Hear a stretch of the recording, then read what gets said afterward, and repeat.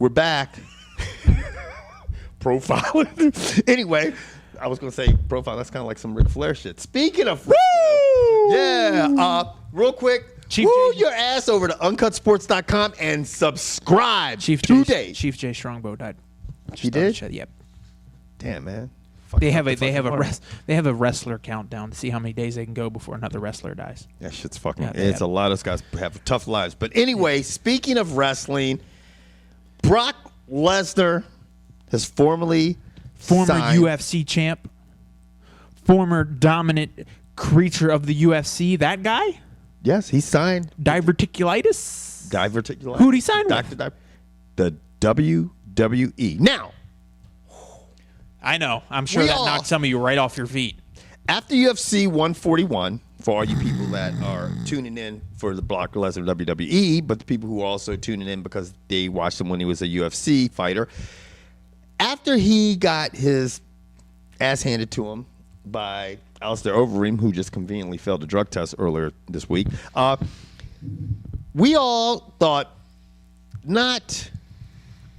Will Brock Lesnar return to the WWE, but how fast he'll return to the WWE? And everybody was anticipating that Brock Lesnar would make his debut back in the WWE at WrestleMania. Because The Rock was there. It was a perfect opportunity, and it didn't happen. And all the WWE fans were like, what the fuck, man? But WrestleMania did. Yeah. And a staggering 1.9 million buys at $65 a pop. Now, George, Mugga. That is some big numbers. Now, why do you suppose those numbers were so inflated this year? I'll tell you exactly why. Please tell me why. Because The Rock competed. Because The Rock was The Rock's back. I'm going to tell you right now. I would say Rock has to be top 5 on mic skills. Yeah. And I have a feeling that's going to be an Uncut G special video that's going to be coming up with because I know who my number one is on the mic of all time. It's either Superstar Billy Graham or woo. mine is we don't not save it because you're going to be in the video too. Okay. Well, whatever the case is, everybody who was watching Monday Night Raw this past Monday night, that was April 2nd, got to see Brock Lesnar. Got quite an event. Make another debut. As John Cena was smiling after calling out The Rock, smiling with that big old smile. WWE's fan favorite and golden boy, and all of a sudden somebody said fucking entered the ring. And you know what? I saw the replay. I saw him come to the ring, and for you guys who have followed WWE, I think Brock Lesnar even started as a character named Leviathan or something just crazy like that. Mm-hmm. And I remember when he first made his WWF WWF debut, he didn't really talk. He didn't have he just was this menacing creature in black boots with black little briefs on. Right. But he would walk right down to the edge of the ring and jump up onto the mat. Right. Now, for anyone who's ever tried that, stand flat foot and try to jump up onto something that's 4 feet high. That shit's crazy. And especially when you're that big. Yeah. I mean, to me, he's a very athletic guy, man. Yeah. I mean, he was one cut away from making the Minnesota Vikings. Yeah. The guy is a physical freak. You look at him one cut away from making the Minnesota Vikings, going into UFC with no really formal fighting experience and being the champ at one time. People can sit there and go, oh, whatever, dude. Get your ass in there and not have... All those guys fought and have trained for years. This guy came from the WWE and said, I'm going to fight. And he was the heavyweight champion at one time.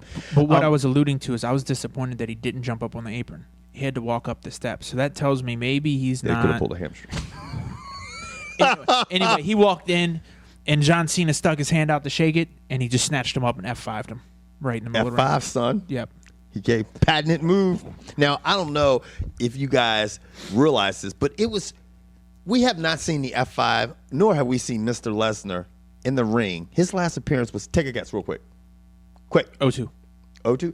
See, you said it was 04. I thought that Lesnar had wrestled as recently as like 4 or 5 years ago. I had no idea he had not wrestled or had an appearance in 8 years. He took a substantial break because when he I think he left the WWF to try out for the Vikings. He did. And when he did, Vince McMahon was like, you ain't coming back. Vince McMahon will hold a grudge like a motherfucker. Yeah, what this tells me, yes, thank you. Yeah. And I'm going to tell you what, Brock Lesnar walked in, and he did the same thing in the UFC. When a guy that, and the word that's been thrown around a lot, especially when they talk about Tebow, it's polarizing. Right. Brock Lesnar is polarizing. Right. When that dude walks around or is going to show up for an event, motherfuckers are going to watch. Oh, yeah. Whether it's planned WWE or it was the UFC. Yeah. Vince McMahon's cock has to be like this right now because you have The Rock, John Cena, and Brock Lesnar.